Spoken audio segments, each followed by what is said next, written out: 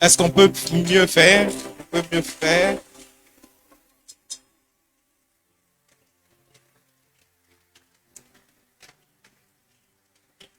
Alléluia. Alléluia. J'aime ces temps dans lesquels nous sommes. C'est un temps particulier. Et j'aime ces temps parce que le Saint-Esprit aime les temps particuliers pour faire des choses particulières. Amen. Et je crois qu'il va faire des choses particulières par toi qui es ici, par moi qui est ici au travers de sa parole. Et Dieu a permis ces moments d'enseignement de ces choses fondamentales afin que dans cette saison particulière, tu vives et que tu expérimentes aussi des choses particulières. Alors ouvre simplement ton cœur à recevoir la sémence de ce soir et Dieu nous fera du bien. Amen. Père, je te rends grâce pour la présence du Saint-Esprit en ces lieux qui répand la vie. Père, c'est un vent nouveau qui souffle. Laisse-nous être emportés par ces vents comme des feuilles mortes jusqu'à la destination que tu as choisie pour nous. Merci Seigneur de nous introduire pleinement dans la mission, dans l'accomplissement de ce à quoi tu nous as destinés sur la terre. Comme la lumière va briller avec un éclat particulier dans cette saison particulière. La Bible dit que nous sommes le sel de la terre. Ces moments où nous allons donner un goût particulier à nos familles, à nos communautés, par la puissance de l'évangile. Merci de nous donner les habilités qu'il faut par ta grâce. Au nom de Jésus, nous avons prié et nous disons Amen. Nous pouvons acclamer le Seigneur et répondre nos places. Je rends grâce à Dieu qui me permet d'être là devant vous et j'ai dit merci à l'ange de la maison, au prophète Joël Francis, pour la confiance renouvelée et la responsabilité de pouvoir enseigner le peuple de Dieu ici et d'ailleurs. Alors nous sommes en train de continuer, ça c'est notre 4e leçon et aujourd'hui nous sommes dans la phase déjà pratique de choses parce que la fois dernière nous avons parlé de compétences qu'il faut développer pour accomplir les 6 activités apostoliques.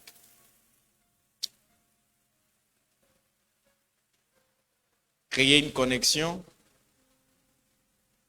mon histoire, amener les gens à croire et baptiser, l'évangile, discipolat en groupe. Ce sont là les compétences qu'il faudrait développer. Alors aujourd'hui, je vais partager des méthodes que nous allons utiliser pour partager l'évangile. Je sais qu'il y a plusieurs méthodes qu'on a utilisées. Campus pour Christ nous a amené les 4 lois spirituelles et plusieurs méthodes. En tout cas, dans le monde, il y a plusieurs. Mais aujourd'hui, je crois que nous allons nous accentuer seulement sur 2 méthodes que nous allons faire pratiquer les dimanches prochains, avant la dernière séance. Alors, la méthode que nous allons commencer à voir aujourd'hui, la première méthode, c'est la route des Romains. C'est le titre de cette méthode. On appelle cette méthode la route des Romains. Pourquoi la route des Romains? Parce que cette méthode utilise principalement les livres de Romains pour partager l'évangile. Alors, vous devez le savoir, devenir chrétien n'est pas une obligation. Mais une fois qu'on devient chrétien, c'est une obligation de partager l'évangile. Je répète, devenir chrétien n'est pas une obligation.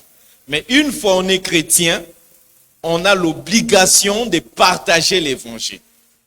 Alors pour partager, il faudrait avoir ces compétences-là. Mais au-delà des compétences, il faudrait avoir des méthodes. Et ça, c'est l'une des meilleures méthodes que je connaisse en tout cas.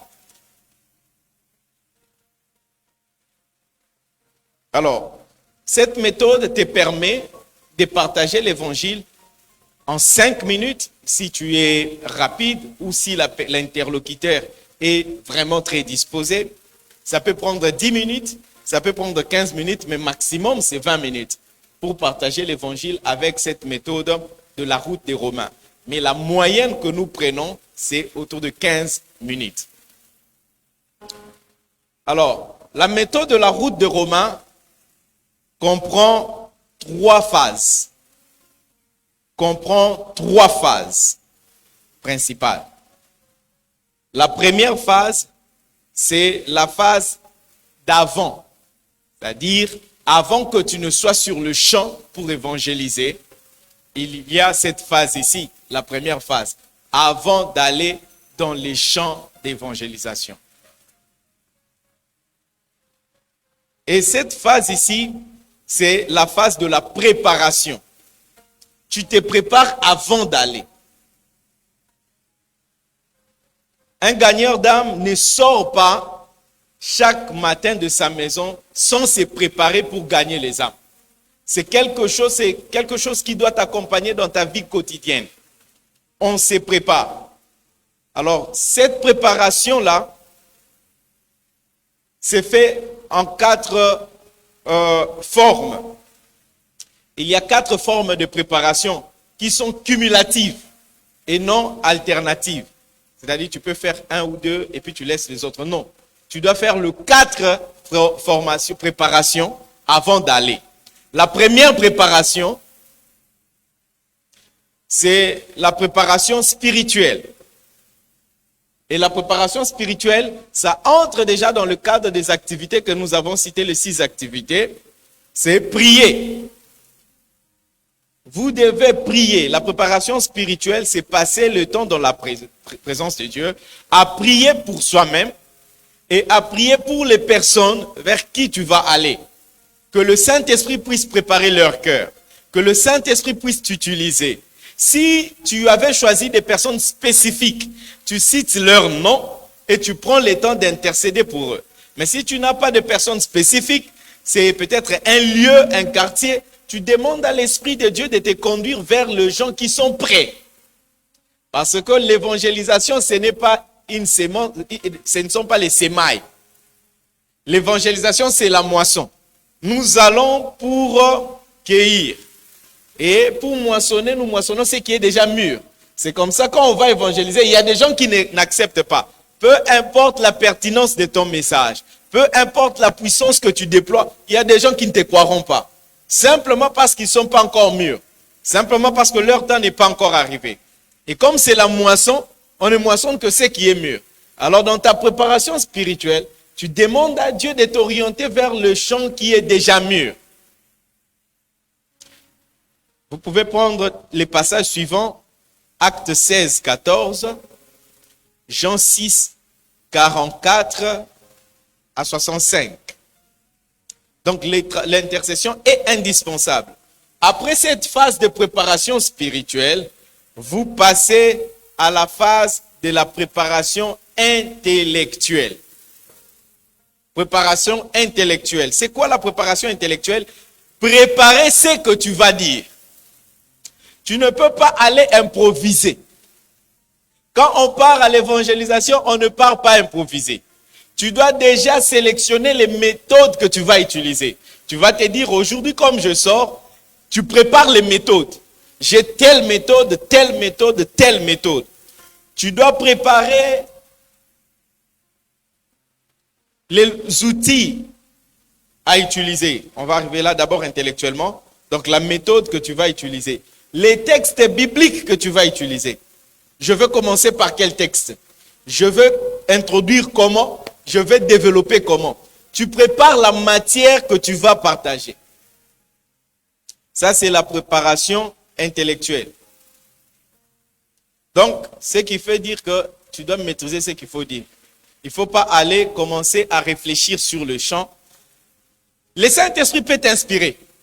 Parce que tu peux préparer, tu viens, parce que ça arrive aussi même pour le prédicateur. Tu as préparé une prédication, tu viens devant, mais le Saint-Esprit te conduit autrement. Gloire à Dieu. Mais ne t'empêche pas, ne te prive pas, ne manque pas de préparer ce que tu vas dire ce que tu vas partager. Ça, c'est la deuxième préparation. La troisième préparation, c'est la préparation matérielle. Il faut apprêter les matériels à utiliser. La Bible, brochure, traité, bloc-notes, stylo. Parce qu'il ne faudrait pas que tu sois dans le champ. Tu commences à demander à la personne, est-ce que tu peux me donner ton stylo pour écrire ton nom et ton adresse? Ou bien tu arrives là, est-ce que je peux lire ta Bible? Tu dois avoir tes matériels. Tu dois les avoir avec toi. Ta Bible, bon, aujourd'hui nous utilisons les smartphones, mais c'est toujours intéressant d'avoir une Bible en papier parce que il peut arriver que tu vas évangéliser, surtout avec cette méthode, vous allez le voir, parce qu'à chaque fois, l'interlocuteur doit lire. Et si c'est ton téléphone, tu peux lui donner pour lire et il peut être plus rapide que toi. Il peut partir avec ton téléphone. Alors, et puis c'est pas bien. Tu lui donnes pour lire et puis il y a un message qui entre. Il doit interrompre pour lire le message.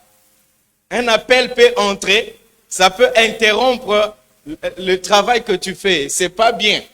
Mieux vaut avoir une Bible en dur.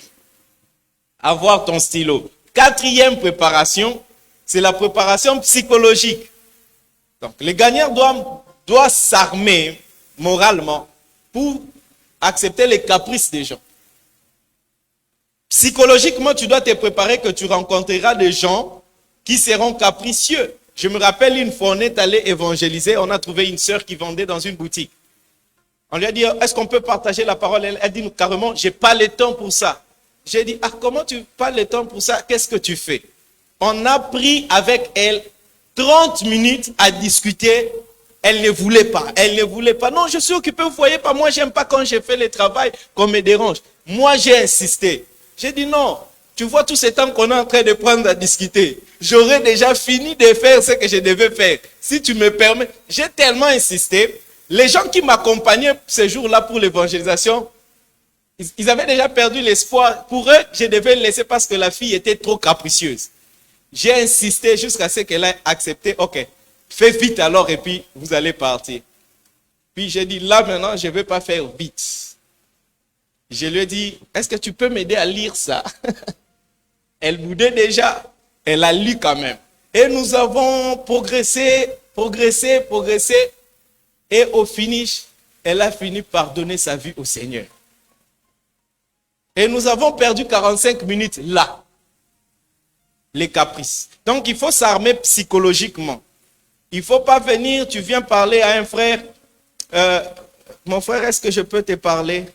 Oh non, moi j'ai fait des caprices et puis tu lui dis, hey, toi tu connais celui qui veut te parler. Ah, je me suis rabaissé pour te parler et puis tu me boudes. Si tu savais qui j'étais, non, tu ne peux pas aller dans ce sens-là. Amen. Hein? Je dis, regardez-moi d'autres filles. Tu connais, est-ce que, si ce n'était pas l'évangile, moi je ne te parlerai même pas. Tu as la chance que quelqu'un comme moi, et puis tu es passé à côté. Quelqu'un peut te parler mal. Il m'est arrivé d'aller évangéliser, je me rappelle, c'était en 1998. J'étais allé évangéliser, non, 97. J'étais allé évangéliser dans une famille à Lemba. En entrant comme ça, j'ai vu des adolescents, je me suis dit, je parle à ces ados. En voulant entrer, leur grand-mère, on était à 3. Il nous a chassés comme des malpropres. Alors ces jours-là, j'étais blessé. Il nous a chassés. Mais quelque chose de bon, quand on est rentré, nos encadreurs nous ont dit, bénissez le Seigneur parce qu'on vous a maltraité à cause de l'évangile. Amen. Ce qui fait qu'il faut avoir la maîtrise de soi et ça demande une préparation psychologique. Donc, l'étape d'avant, il y a 4 préparations. Préparation spirituelle, préparation intellectuelle, préparation matérielle et puis préparation psychologique.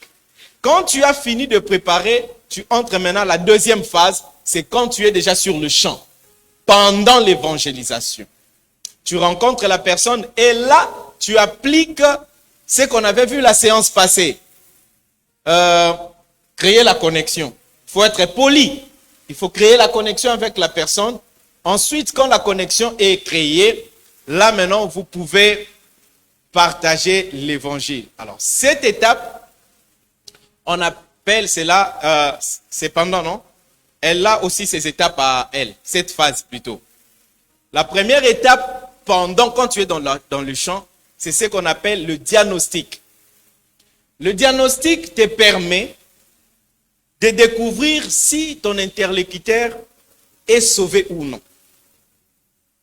C'est une chose qui ne se trouve pas dans d'autres méthodes. Mais dans cette méthode, nous avons le diagnostic. Ça te permet déjà, dès le départ, de savoir si la personne connaît le Seigneur ou non. Si la personne est sauvée, oui ou non. Alors, il y a une question qu'on utilise pour faire le diagnostic. C'est comme un médecin, il veut traiter quelqu'un, il pose des questions pour savoir exactement de quoi la personne souffre afin de les traiter. Alors, le diagnostic nous permet de savoir si la personne est sauvée ou non. Tu vas parler à ton interlocuteur, tu lui poses la question. Mon frère, si aujourd'hui, toi et moi, nous mourrons, es-tu sûr d'aller au ciel? Pour des raisons de politesse, vous voyez la personne. Vous lui dites, mon frère, aujourd'hui, à l'instant où nous sommes là, si un incident arrive, ou un accident, quelque chose, si vous et moi, nous mourrons maintenant, êtes-vous sûr d'aller au ciel? Attention avec cette question, ne dites pas à la personne, mon frère, si aujourd'hui vous mourrez, est-ce que vous irez au ciel? Il va vous dire, donc, vous êtes venu pour me tuer, c'est ça? Alors, introduisez vous-même dans la question. Dites-lui, si vous et moi, nous deux, nous mourrons maintenant, ça atténue la chose. Amen. Hein? Êtes-vous sûr d'aller au ciel? Cette question est très fondamentale. Elle est simple, mais ça fait réfléchir la personne à qui vous voulez parler. Quand vous posez cette question, il y a 4 réponses possibles. La personne peut dire, oui, j'irai au ciel. Là, vous concluez d'abord que la personne pourrait être sauvée. S'il dit, oui, j'irai au ciel. Quand vous lui demandez, êtes-vous sûr d'aller au ciel? Il peut vous dire, oui, j'irai au ciel. Tout comme la personne peut dire, non. Là, vous concluez directement que la personne n'est pas sauvée. La personne peut dire, je ne sais pas. Là, vous concluez que la personne n'est pas sauvée. La personne peut aussi donner toute autre réponse. S'il donne toute autre réponse que le oui, sachez que la personne n'est pas sauvée. Là, vous pouvez passer directement à la présentation de l'évangile à la personne. Mais si la personne dit oui, j'irai au ciel, vous passez à la deuxième question. Vous lui posez, maintenant, vous qui dites que vous irez au ciel, si vous arrivez à la porte du ciel, le Seigneur vous dit, pour quelle raison je te laisserai entrer au ciel? Pourquoi dois-je te laisser entrer au ciel? Tu demandes à la personne cette question-là. Tu as dit que tu iras au ciel, mais tu arrives à la porte du ciel, le Seigneur te dit, pourquoi doit-il te faire entrer? La personne peut dire ceci. Si la personne dit, je lui dirai, j'ai reçu Jésus-Christ comme Seigneur et Sauveur, là vous concluez que la personne est sauvée. Conclusion directe, la personne est sauvée parce qu'il a l'assurance de la foi. Et là, il est en train de parler du salut par la foi. Il a cru au Seigneur Jésus-Christ et tu lui dis, merci pour ta réponse. Et quand la réponse est celle-là, vous n'allez plus présenter l'évangile à la personne, mais vous allez simplement l'exhorter. Là, vous lui posez la question s'il évangélise aussi les autres, parce que c'est une obligation pour tout celui qui est sauvé de partager l'évangile. Vous lui demandez comment se passe sa vie chrétienne et en quoi est-ce que vous pouvez l'exhorter et l'aider. Vous lui demandez quelle église il fréquente et ainsi de suite. Mais si la personne dit, si j'arrive à la porte du ciel, je dirai à Jésus, j'obéis à ses commandements, j'ai fait du bien aux gens, d'ailleurs on m'a baptisé, j'aide les pauvres, je donne mes offrandes, mes dîmes. Sachez que la personne est en train de parler du salut par les œuvres. Donc, il n'est pas sauvé. Il n'est pas sauvé. Et ça, vous allez beaucoup le trouver dans les milieux occidentaux. Il y a beaucoup qui sont sauvés par les œuvres parce qu'ils croient qu'en faisant du bien aux gens, en aidant, en donnant des offrandes et tout ça, ils sont sauvés. Et là, vous devez comprendre que la personne n'est pas sauvée parce qu'il parle du salut par les œuvres. Donc, vous devez maintenant lui présenter l'évangile.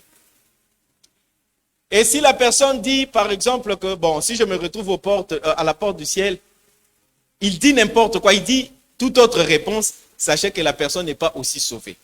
Dans ces cas-là, malgré qu'il avait dit oui, j'entrerai au ciel, il n'est pas sauvé. C'est à vous maintenant de lui présenter l'évangile convenablement pour lui expliquer qu'on n'est pas sauvé par les œuvres que nous faisons, mais que nous sommes sauvés en confessant le Seigneur Jésus. Romains 10, 9 à 10. Amen. Hein? Là, vous lui présentez maintenant l'évangile. Quand vous avez fini le diagnostic, vous savez à qui vous avez affaire. Je récapitule.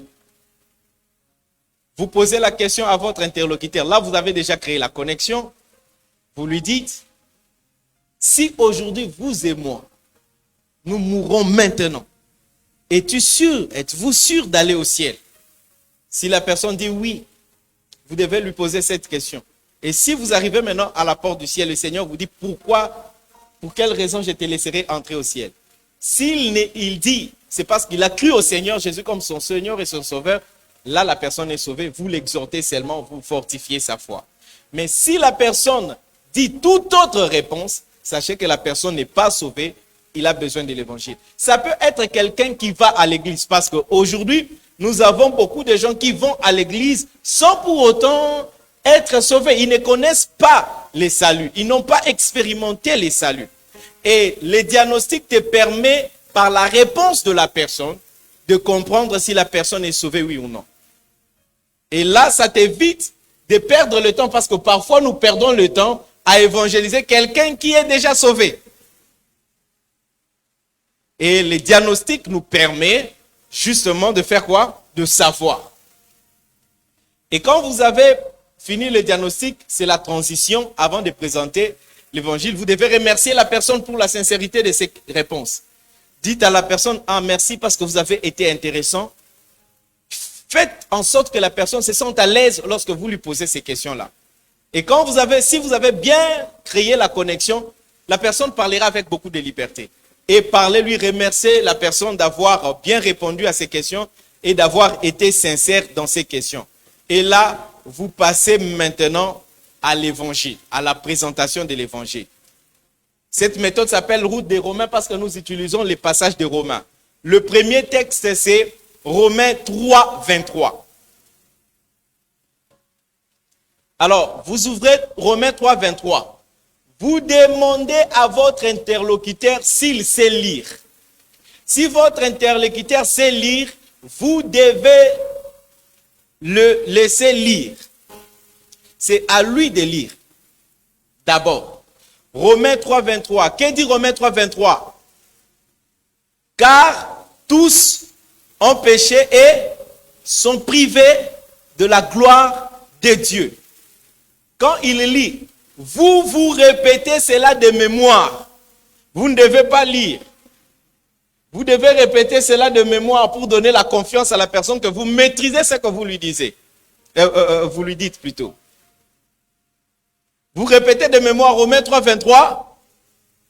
Car tous ont péché et sont privés de la gloire de Dieu. Et là, quand vous répétez cela, vous lui donnez confiance et vous lui posez la question. Qu'est-ce que vous comprenez par ça? C'est à lui d'interpréter les textes. Peu importe ce qu'il va dire, vous lui remerciez pour sa réponse. Et vous lui expliquez. Vous lui expliquez comment est-ce que tout le monde n'est pécheur et loin de Dieu. À cause du péché qu'Adam avait commis dans le jardin d'Éden.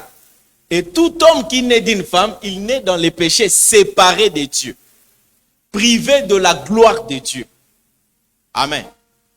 Vous lui expliquez cela. Vous lui expliquez avec le terme que vous trouvez que la personne peut comprendre selon son niveau intellectuel ou selon ce qu'il peut saisir. Vous lui expliquez que tout homme n'est pécheur séparé de Dieu.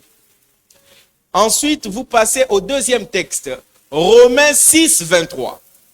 Vous lui donnez pour lire. Que dit Romains 6, 23? Lorsque la personne va lire, vous répétez cela de mémoire. Romains 6, 23 dit quoi? Car les salaires du péché, c'est la mort. Mais le don gratuit de Dieu, c'est la vie éternelle en Jésus-Christ, notre Seigneur. Car les salaires du péché, c'est la mort. Vous devez retenir, vous devez le dire de mémoire. Quand la personne a lu, vous lui demandez encore, est-ce que vous pouvez m'expliquer ce que vous avez lu? Le témoignage que je vous ai donné tout à l'heure de cette sœur-là qui boudait, je l'ai amenée dans cette méthode ici et elle devait tout le temps lire et tout le temps expliquer. Ça a fait en sorte que la personne est impliquée dans ce qui s'est fait là. Ça va l'éviter d'avoir des pensées éparpillées à gauche et à droite. Quand il donne son interprétation, vous le remerciez également pour son interprétation. Et puis, vous donnez l'interprétation. Vous lui expliquez comment le péché conduit à la mort. Vous utilisez plusieurs, exemples que vous pouvez avoir pour juste lui faire comprendre que le péché amène à la mort. Le premier homme qui a péché, Dieu, quand il a créé l'homme dans le jardin, c'était pour que l'homme vive éternellement. Mais à cause du péché, la mort est entrée. Du coup, tout homme qui pêche meurt. Mais la mort dont on parle ici ne s'arrête pas que dans la mort physique, mais c'est aussi la mort éternelle. Et là, tu lui expliques que ceux qui, trouvent la solution au problème du péché, ils ne connaîtront pas la mort. Ceux qui ne pêchent plus parce qu'ils deviennent enfants de Dieu, ils ne connaîtront pas la mort. Quand bien même dans ces corps physiques, ils vont connaître la mort physique, un jour le Seigneur les ressuscitera et leur donnera la vie éternelle. Tu lui expliques que tout péché conduit à la mort. Quand tu finis d'expliquer cela, tu passes au troisième texte. Romains 5, 8. Que dit Romains 5, 8? En ceci, Dieu prouve son amour. Lorsque nous étions encore pécheurs, Christ est mort pour nous. Tu laisses la personne lire, ensuite tu le répètes de mémoire. Tu lui poses encore la même question qu'elle interprète ce qu'il a compris. Quand il interprète, vous le remerciez et puis vous lui expliquez que Dieu n'a pas attendu que nous venions à lui pour que nous soyons sauvés, mais lui-même dans son amour. Parce que la Bible dit, en ceci, Dieu prouve son amour. Lorsque nous étions encore pécheurs, Christ est mort pour nous. Maintenant, tu lui expliques ceci.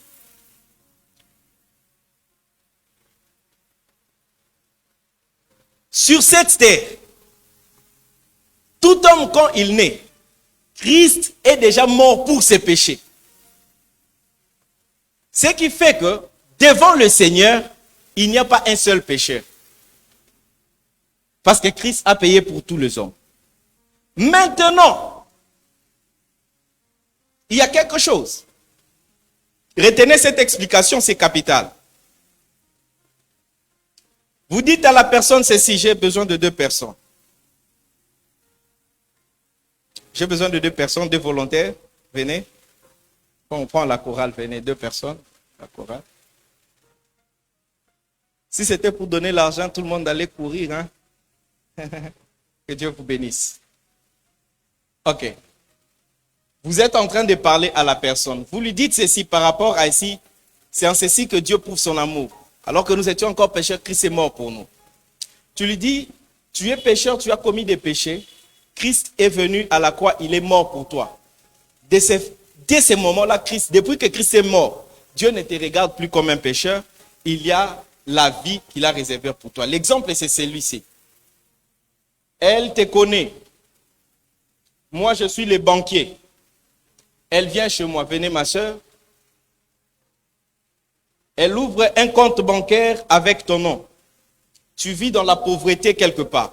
Elle ouvre un compte bancaire avec ton nom. Elle me donne 1 million de dollars en ton nom. Et puis, elle part. Mettez-vous là. Au moment où il y a 1 million de dollars dans son compte, il est devenu qui? Millionnaire. D'accord? Est-ce qu'il a ces millions-là? Est-ce qu'il les sait? Est-ce qu'il n'est pas millionnaire pour autant? Qui sait qu'il est millionnaire? Moi et celui qui a ouvert le compte bancaire. Maintenant, si lui il ne va pas, elle ne va pas lui informer qu'il y a 1 million dans ton compte pour toi, est-ce que sa chance que ces millions n'est plus pour lui? C'est toujours à lui. D'accord? Donc, pour que lui jouisse de ces millions-là, qui est déjà à lui, il est déjà millionnaire, il faudrait que la personne qui a ouvert le compte aille l'informer. Et lui viendra maintenant prendre possession de son million. Mais s'il arrivait que la personne qui a ouvert le compte ne lui a pas donné l'information, mon frère ici va vivre comme un pauvre tout le jour de sa vie. Pendant qu'il est millionnaire, il va manquer à manger comme un pauvre. Il va mourir comme un pauvre. Et il sera enterré comment? Alors qu'il est millionnaire. Tu lui expliques maintenant à la personne que quand Jésus est mort à la croix, il a enlevé tes péchés, il t'a donné la vie éternelle. Maintenant, c'est à lui, Christ maintenant nous a disponibilisé nous, pour venir comme des agents t'informer que tu n'es plus pécheur. Tu vis dans les péchés par défaut. Vous comprenez un peu? Ce qui fait que si la personne continue à vivre dans les péchés dans son ignorance, il vivra comme un pécheur, il mourra comme un pécheur et il va subir la condamnation d'un pécheur alors qu'il ne l'est plus depuis que Jésus est mort. Est-ce que vous m'avez compris? Donc tout celui qui ne prend pas connaissance de la réserve qui a été là pour sa sainteté et sa vie éternelle, il vivra comme un pécheur alors qu'il n'est pas pécheur. Donc par là, vous comprenez que dans ce monde ici, on n'est plus des pécheurs. Mais nous vivons comme des pécheurs par ignorance. Est-ce que vous me comprenez? Et quand tu vis comme un pécheur, tu mourras comme un pécheur, tu subiras la conséquence, la condamnation d'un pécheur. Merci, vous pouvez reprendre vos places. Ce qui fait que, en enfer, les gens vont beaucoup pleurer parce qu'ils vont réaliser que ils sont arrivés là où ce n'était pas destiné pour eux. Il y avait déjà un prix payé pour qu'ils ne se retrouvent pas en enfer. Mais ils sont là simplement parce qu'ils n'ont pas reçu l'information. Et tu expliques à la personne, maintenant tu lui dis, l'information que je t'amène ici, c'est pour te faire savoir qu'il y a quelqu'un qui a payé pour tes péchés. Tu n'es plus appelé à vivre dans la sainteté. Tu n'as qu'à venir et prendre ton compte à toi de la vie éternelle, de la sainteté. Et comment on les prend? Comment on entre en possession de la vie éternelle? Là maintenant tu prends les derniers textes de Romains, c'est Romains 10, 9 à 10. Tu lui dis, voici la procédure pour recevoir ta part. Tu lui donnes, il doit lire. Après avoir lu, tu les récites de mémoire. Qu'est-ce dit Romains 10, 9 à 10? Si tu confesses de ta bouche le Seigneur Jésus-Christ, et si tu crois dans ton cœur que Dieu l'a ressuscité d'entre les morts, tu seras sauvé. Car c'est en croyant du cœur qu'on parvient au salut, à la justice, et c'est en confessant de sa bouche qu'on parvient au salut, selon que dit l'Écriture. Est-ce que vous avez compris? Tu lui expliques, voici comment tu vas maintenant à la banque de la vie éternelle, à la banque de la sainteté, prendre ta part parce que Christ avait déjà payé pour tes péchés. Et tu lui dis, si tu refuses de les prendre aujourd'hui, tu vivras comme un pécheur, tu mourras comme un pécheur et tu iras en enfer comme un pécheur alors que tu ne l'es pas. Et c'est un don qui est gratuit.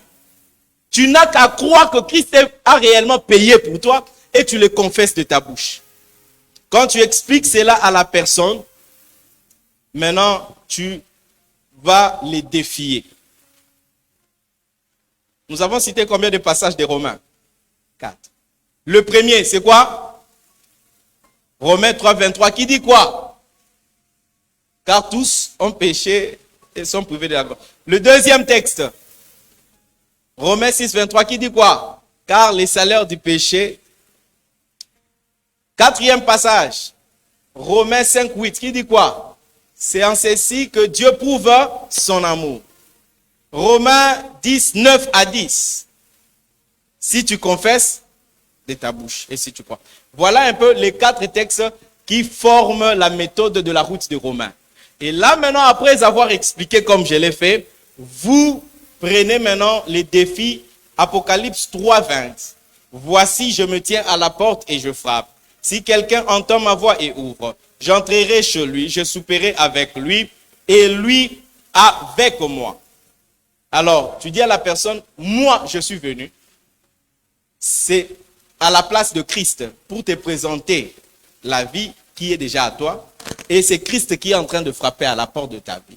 Est-ce que tu veux confesser, tu veux les recevoir, tu veux recevoir ta part du salut, ta part de la vie éternelle? Si la personne dit oui, tu pries avec elle.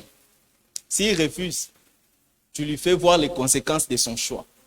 Qu'il mourra comme un pécheur et qu'il sera condamné comme un pécheur, qu'il ira en enfer. Voilà un peu la synthèse de la méthode de la route des Romains. Est-ce que nous l'avons compris? Si quelqu'un a une question, je vais répondre pour préciser cela. Parce que c'est une méthode que nous allons utiliser. Il ne faudrait pas que tu rates une partie. Oui. Parce que nous utilisons les passages de Romains de manière progressive. Donc nous sommes en train de parcourir Romains. C'est pourquoi nous appelons cette méthode la route de Romains. Nous prenons Romains 3, 23, Romains 6, 23, Romains 5, 8, Romains 10, 9 à 10. Donc nous utilisons principalement les livres de Romains. D'accord. Dans toute autre réponse, au cas où on pose la question, si toi et moi nous mourons, est-ce que nous sommes sûrs d'aller, est-ce que tu es sûr qu'on ira, est-ce que vous êtes sûr qu'on ira au ciel? Alors, dans toute autre réponse, au cas où la personne donne une réponse, mais qui est très liée à des croyances d'une autre religion, Il n'est pas sauvé. donc là, on entre dans un débat religieux. Non, non, vous n'entrez pas dans les débats. C'est vous qui concluez. Vous acceptez, vous devez lui dire seulement merci pour votre réponse. Vous comprenez? Mais vous avez conclu que la personne n'est pas sauvée. Vous ne discutez pas sur sa réponse. Peu importe la réponse que la personne dit, remerciez la personne pour sa réponse. Ah, merci pour votre sincérité, merci pour... Et quand c'est une autre réponse et que vous avez compris qu'il n'est pas sauvé, commencez directement à lui présenter l'évangile. N'entrez pas dans les débats avec lui. Vous commencez avec Romains 3, 23. Tu lui dis, est-ce que vous pouvez m'aider à lire ça? Parce que la personne, quand il a donné cette réponse, il ne connaît pas la vérité.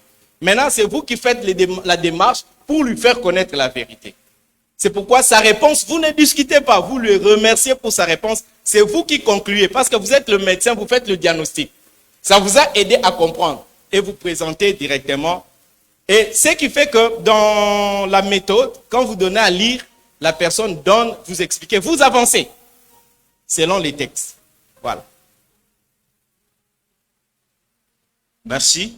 Je voulais savoir, est-ce qu'il y a un endroit approprié où on peut annoncer l'évangile, ou c'est même dans le bus, au marché, dans des boutiques? Yeah. L'évangile, on le partage partout.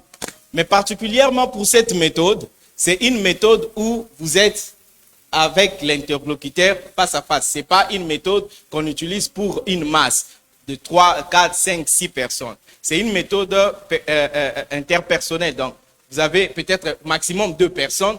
Vous pouvez utiliser cette méthode ici. Mais l'évangélisation, on le fait partout. Alors, on adapte la méthode. C'est comme ça, dans la phase préparatoire, vous déterminez où est-ce que je vais aller et la préparation intellectuelle. Vous préparez ce qui convient avec le lieu où vous allez, la méthode à utiliser à cet endroit-là. Bien. Tenant compte de cette année qui a bouleversé beaucoup de choses par rapport au Covid, est-ce qu'il y a moyen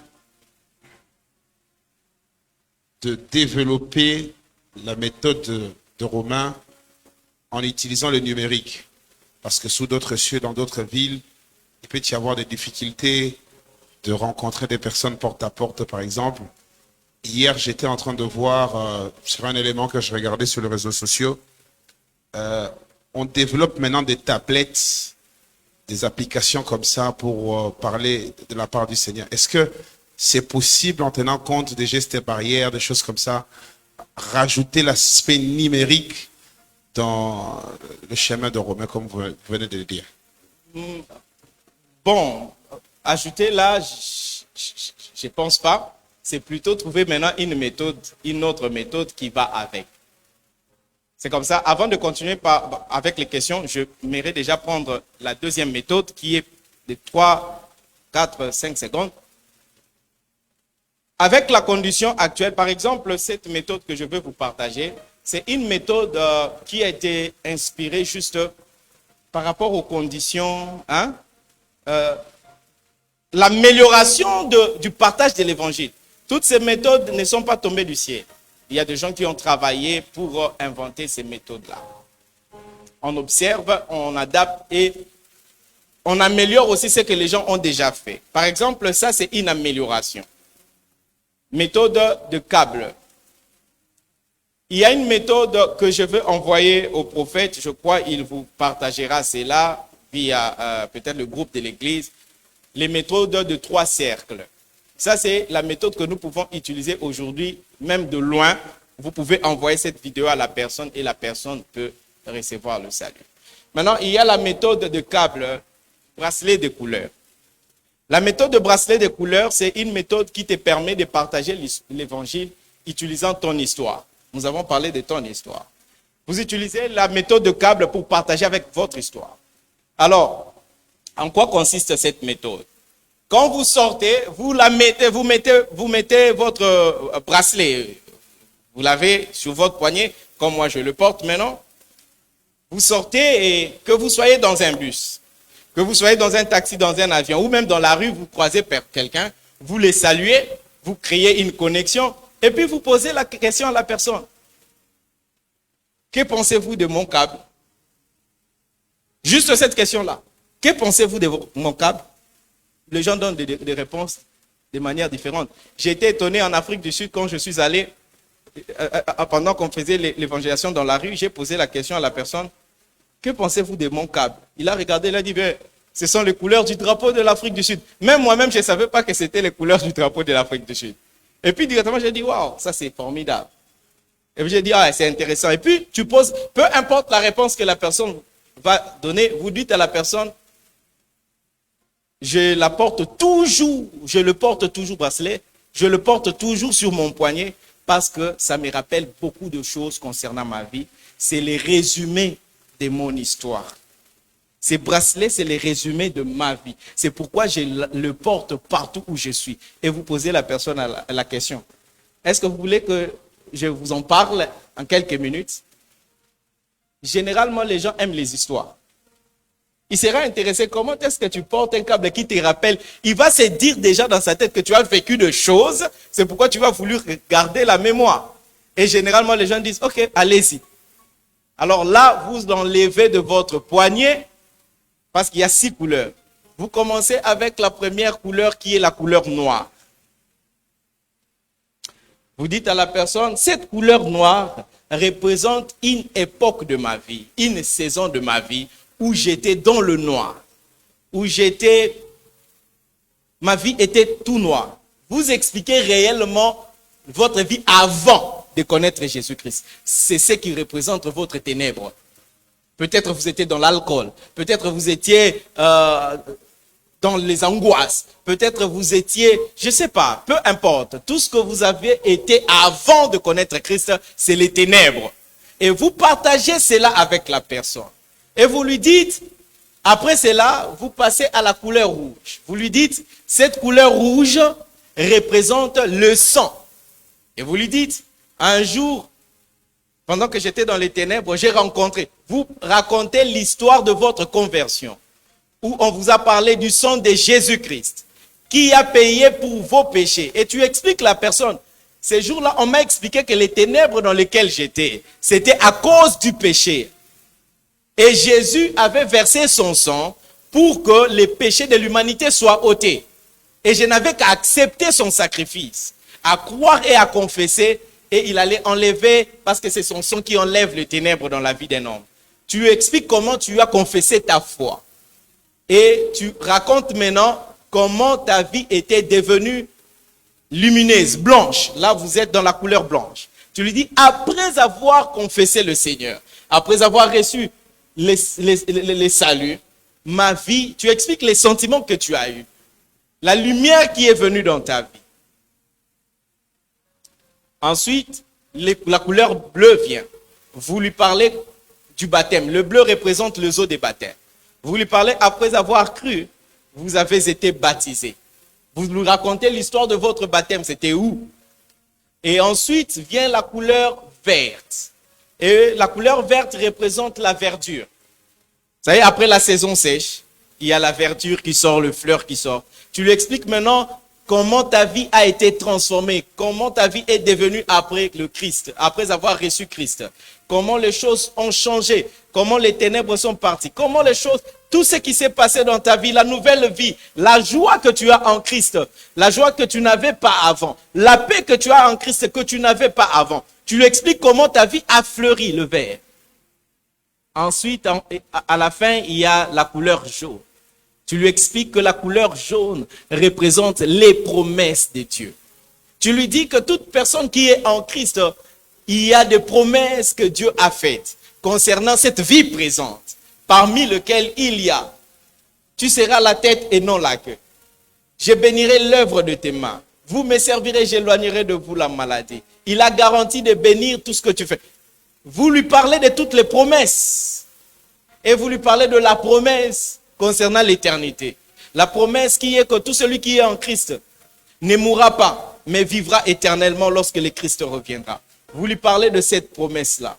Et tu lui dis, quand tu finis en lui disant, tu lui partages aussi les témoignages des promesses que tu as vues se réaliser dans ta vie. Tu prends un de tes témoignages parce qu'il est impossible d'être en Christ et de vivre les témoignages de la vie de Christ. Si tu es là, tu n'as aucun témoignage de ce que Christ a fait. Parmi les promesses qu'il y a pour les enfants de Dieu, bien-aimé, tu dois revoir. C'est impossible. Je ne connais pas ce Jésus qui ne fait rien.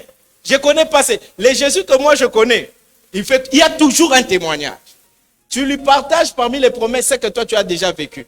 Et puis tu lui dis, tu attends la promesse d'aller au ciel. Et tout celui qui ne croit pas, qui n'est pas sauvé par les sangs de Jésus, n'ira pas au ciel et ne bénéficiera pas de cette transformation. Tu lui dis, c'est ça, c'est pourquoi je porte ces câbles pour voir le cycle de ma vie, le chemin de ma vie, afin que je ne rentre plus dans les ténèbres. Et tu lui poses maintenant la question. À ces moments de ta vie, où est-ce que tu te situes? Si c'est quelqu'un qui n'a pas reçu Christ, il va t'indiquer réellement qu'il est dans le noir. Ça, c'est une méthode très efficace. Très efficace. En tout cas, depuis que j'ai commencé à partager avec cette méthode ici, il n'y a que 2 personnes qui m'ont montré d'autres couleurs. Mais tous les restes, ils ont toujours pointé le noir. Et quand il pointe le noir, tu lui expliques maintenant comment recevoir le salut par le sang de Jésus-Christ. Romains 10, 9 à 10. Et quand il reçoit le Seigneur, tu lui dis, tu fais avec lui la prière. Quand tu fais la prière, tu lui dis que désormais sa vie est blanche et qu'il doit se faire baptiser. Et c'est la fin de la méthode. Qui a compris? Ou bien je dois reprendre, récapituler. Alors, c'est 6 couleurs. Et c'est une méthode qui ne nécessite même pas de mémoriser des passages bibliques. Parce que c'est ton histoire. C'est ton témoignage. Seulement, question de maîtriser comment aller d'une couleur à une autre. La couleur noire représente les temps où tu n'avais pas Christ, tu partages ton témoignage de ta vie avant. Le sang de Jésus représente la circonstance, comment tu as reçu les saluts en Jésus-Christ. Et la pureté, comment Christ t'a purifié, comment les ténèbres est passées. Les bleus représentent les eaux des baptêmes. Tu racontes l'histoire de ton baptême. Le vert représente comment ta vie a commencé à refleurir. Et le jaune représente les promesses de Dieu. Voilà les deux méthodes que je voulais partager aujourd'hui pour que nous allions et nous les pratiquions. Les bracelets sont disponibles. Je crois que tous ceux qui sont ici peuvent s'en procurer auprès de responsables dans les jours ici jusqu'au dimanche quand nous irons évangéliser. Alors nous prendrons des dispositions pour mieux faire. Et quand je reviens à l'intervention du pasteur, c'est que cette méthode ici respecte même les gestes barrières. Parce que tu es là, la personne est là, tu lui expliques. Amen, hein? Tu lui expliques et puis tu lui poses la question. Est-ce que vous comprenez? Qui a compris la méthode de bracelet? Qui pense qu'il est prêt à l'utiliser? Ok. Avant de clôturer, j'aimerais qu'une personne vienne pour partager en quelques minutes avec ces bracelets ici. Un volontaire courageux. Ok. On peut l'encourager. Maintenant, tu évangélises. C'est moi que tu évangélises. Portez-les d'abord. Voilà. Quand on se croise en chemin.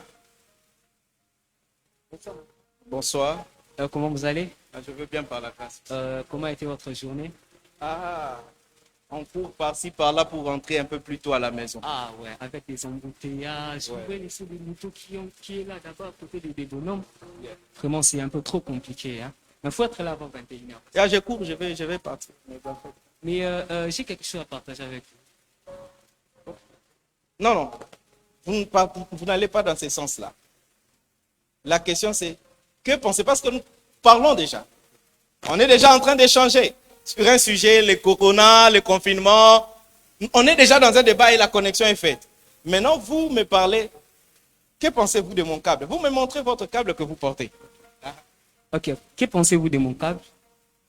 Comment vous le trouvez? Comment est-ce que vous le trouvez? Il y a d'abord combien de couleurs là-dedans? Je ne vois pas, mais je vois qu'il y a beaucoup de couleurs. C'est joli. C'est joli. Ok. Vous pouvez le voir un peu de près? Non. Vous gardez d'abord. Voilà. C'est quoi au fait? Vous dites à la personne, vous attirez l'attention de la personne. Que pensez-vous de mon câble? Comment tu le trouves? Et la personne va dire anything.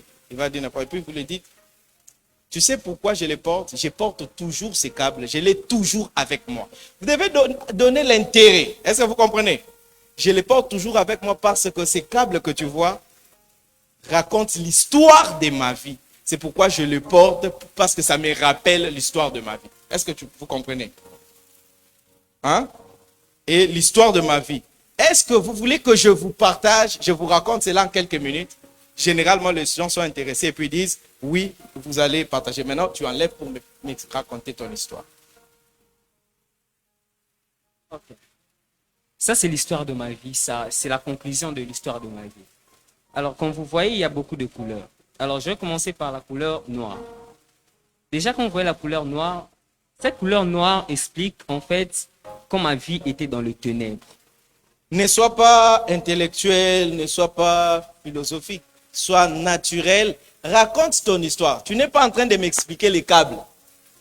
Tu es en train de me raconter. Tu n'es pas en train de m'expliquer les couleurs. Tu es en train de me raconter ton histoire. Tu vas dire ceci. Parce que tu as dit que cette câble représente quoi? Ton histoire, n'est-ce pas? Tu lui dis, cette couleur noire représente une époque de ma vie. Lorsque je vivais dans les ténèbres. Tu lui dis que ta vie était... Et tu expliques les ténèbres dans lesquelles tu vivais.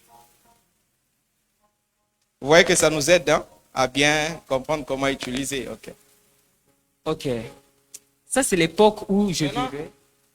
Toi, tu vas dire effectivement quelles étaient les vraies ténèbres de ta vie. C'est ton témoignage que tu partages directement devant toute l'église. Tu ne donnes pas un exemple. Tu partages vraiment ton histoire. Ok. Ça représente en fait une époque de ma vie où je vivais dans les ténèbres. En fait, le ténèbre dans lequel je vivais, c'est que je connaissais Christ. Voilà, dans la famille était une famille chrétienne. On était attachés aux choses de Dieu. Mais le truc, c'est que moi, j'étais un peu hypocrite. Parce que je me comportais de la manière dont voulaient mes parents pour ne pas offenser mon père qui était pasteur. Et du coup, mais dehors, j'ai mené une vie. C'était ma vie au lycée et tout, partout où j'étudiais. Tous les gens connaissaient ma réputation. Mais à la maison, il y a mon père qui connaissait, ça c'est un bon fils de la maison. Et voilà, je vivais dans l'hypocrisie malgré que je connaissais le Christ. Et j'avais pas encore donné ma vie à Christ et ma vie n'était pas encore conforme à la marche chrétienne. Et ben après, Tu n'as pas toujours parlé de quelles ténèbres dans lesquelles tu étais. Est-ce que vous avez constaté ça? Ça, c'est le problème que nous rencontrons dans les champs. Parce que si la personne ne peut pas comprendre c'était quoi, quand tu dis je vivais autrement, autrement là, c'est quoi? L'hypocrisie, ça veut dire je faisais ça, mais à la maison, je ne le faisais pas. Amen. Un enfant de Dieu doit être fier. Quand il dit j'étais, I was blind, but now I can see. J'étais impudique, mais maintenant je ne le suis plus. J'étais voleur, j'ai monté. J'étais addict à la pornographie. On ne peut pas avoir honte de ce qu'on était. Il faut le dire. Parce que tu ne sais pas qu'est-ce que la personne est en train de traverser. Dis la vérité. Vous connaîtrez la vérité vous affranchira. N'allez pas faire le bon enfant. Amen. Hein? Dites à la personne ce que vous étiez, les ténèbres là. Et montrez à la personne que c'était vraiment les ténèbres. Et aujourd'hui, tu ne l'aimes pas. Amen.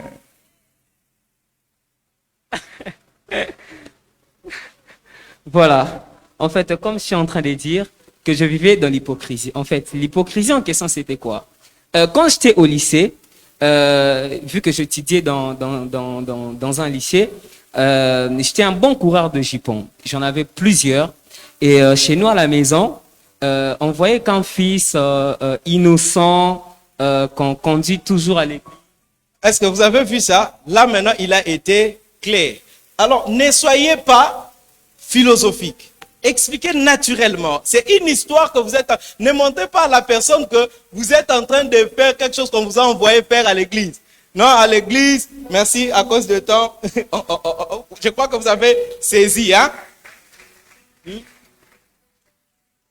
L'évangélisation, ce n'est pas aller faire un devoir qu'on vous a envoyé faire à l'église. Mon frère, si je te parle ici, c'est pas moi. Donc, la façon dont tu expliques, la personne t'entend ceci. C'est pas moi. D'ailleurs, mon pasteur m'a envoyé. Moi, d'ailleurs, je voulais même pas venir. Mais écoute seulement. Parce que si je te parle pas, là-bas, qu'est-ce que je vais dire? On nous a fait sortir aujourd'hui pour parler. Toi, écoute seulement. C'est ce que la personne sera en train d'entendre. Et il sera en train de te regarder que tu es en train de faire un devoir. Sois naturel, explique ton témoignage. Amen. Est-ce que quelqu'un a compris? Je prends une seule question et puis, yeah. Merci mon frère, que le Seigneur te bénisse pour ta sincérité. Bonsoir. Moi, j'aimerais savoir, puisqu'on est dans le cadre d'une église locale, à quel moment intervient le fait d'inviter les gens à l'église? Ok. C'est à la fin, quand la personne a reçu le Seigneur, ou même si la personne n'a pas reçu, parce que nous avons parlé de la préparation matérielle et de la préparation intellectuelle. Dans la préparation matérielle, nous avons des petites cartes de l'église qui retracent le programme de l'église et qui donnent ceci. Lorsque la personne croit, vous lui donnez le programme de l'église, vous l'invitez.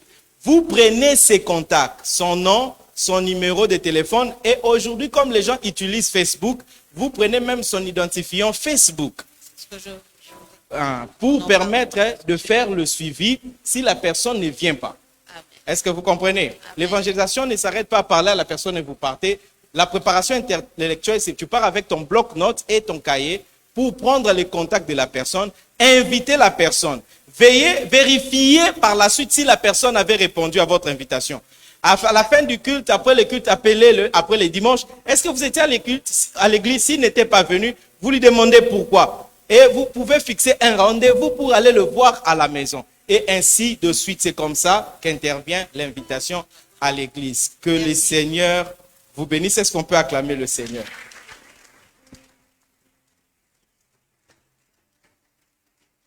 Voilà, ce sont là les méthodes. Je crois qu'on va nous conduire dans la prière pour clôturer ces moments et nous donner le programme. Et chacun pourra se procurer. Les bracelets, nous allons les laisser auprès des responsables. Vous allez l'avoir et nous irons ensemble. Et c'est une méthode que tu peux pratiquer partout où tu es, dans les bus, dans les avions, dans la rue. Seulement, développe cette compétence-là à les faire chaque jour. Que mon Dieu vous bénisse.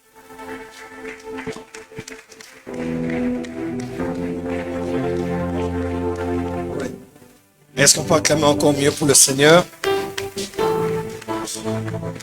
Gloire à Dieu. Amen, amen, amen. Regarde tes voisins tout autour de toi. Dis à ton voisin, je deviens gagneur d'âme. Est-ce que les gagneurs d'âme sont là? Les chasseurs d'âme sont là? Si les gagneurs d'âme sont là, on acclame très fort pour le Seigneur, très fort pour le Seigneur.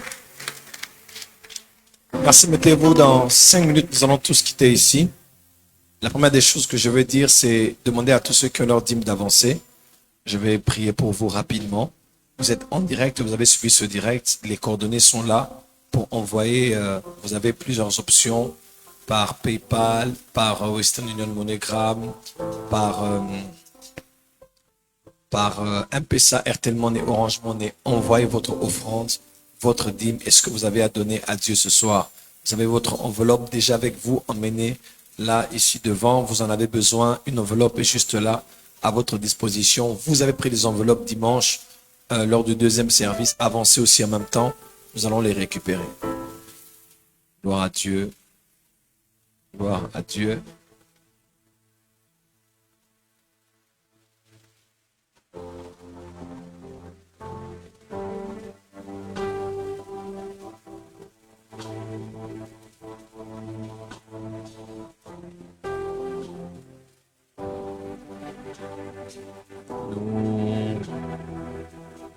Merci. Je pense que tout le monde est là.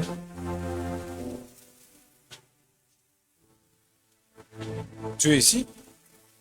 Je t'ai pas voyagé. Ok. Tu sais plus parti où tu partais?